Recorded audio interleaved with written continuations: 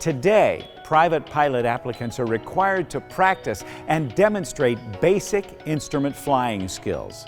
The skill level required is for emergency use of the flight instruments to survive an unintentional encounter with instrument weather conditions.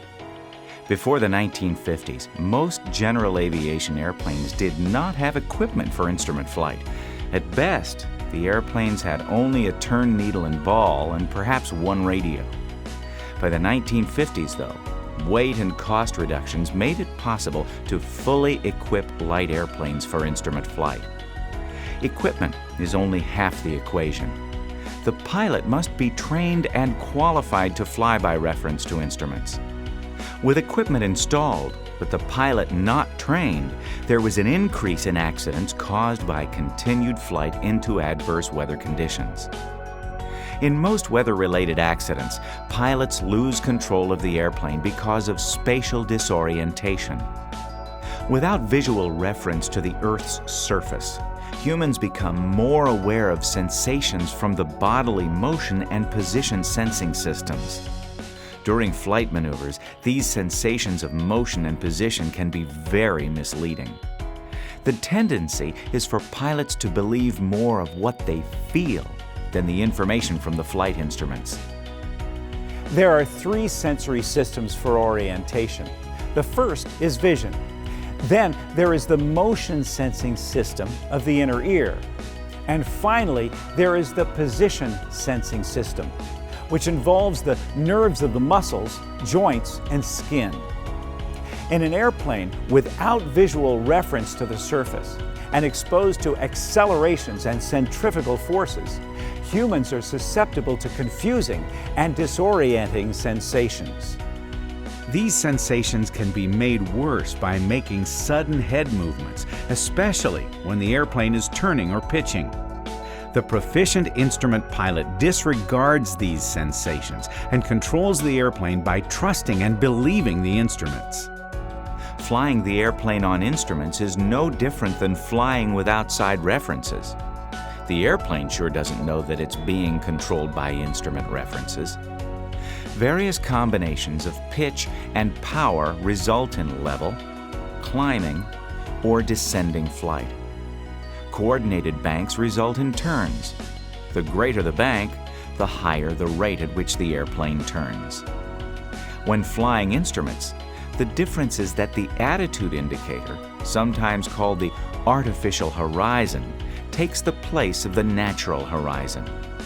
If anything, controlling the airplane by instruments results in greater precision. Consider as an example leveling off from a climb.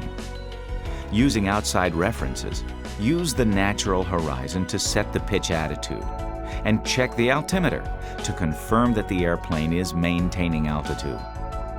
If the altimeter shows that the airplane is climbing, make a slight nose-down pitch change using the natural horizon and then check the results on the altimeter. Using the instruments, the only difference is to substitute the attitude indicator for the natural horizon.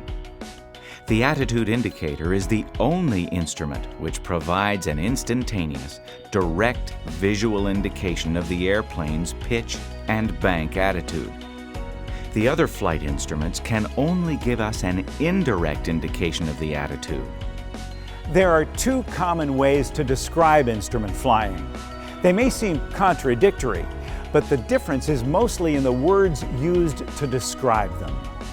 The first is the control performance method. This method emphasizes the attitude indicator as the control instrument. It is used to establish, change, and maintain attitudes.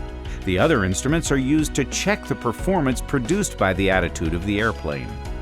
The other method, which is described in the FAA Instrument Flying Handbook, labels instruments as being primary and supporting. Primary is used to indicate the instrument which gives the most pertinent information, and supporting to indicate those instruments which confirm that information. In level flight, the altimeter is used as the primary instrument for pitch. If the altimeter shows that the airplane is not maintaining level flight, the attitude indicator becomes primary for adjusting the pitch. The primary instrument can be thought of as the quality control instrument. As in the control performance method, the attitude indicator is used to establish, maintain, and change pitch and bank attitudes. The other instruments are used to check the quality of the attitude. 3 skills are involved in all instrument flight. They are scanning the instruments, interpreting the instrument indications, and aircraft control. An instrument scan must be developed before you can interpret the instrument indications. Scan is the continuous and logical observation of the instruments for attitude and performance information. Some common scanning errors are fixation, omission of an instrument, or too much emphasis on a single instrument.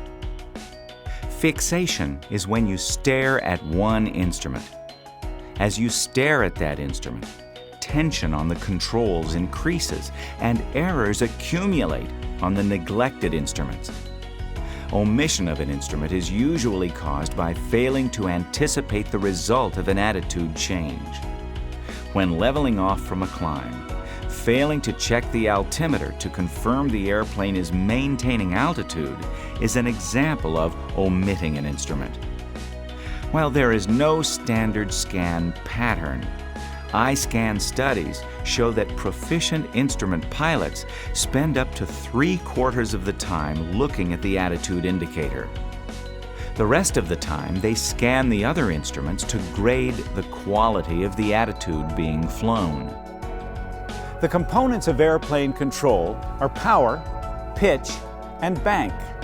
When flying by reference to instruments, the combinations of power, pitch, and bank necessary to perform maneuvers are the same as those when flying visually.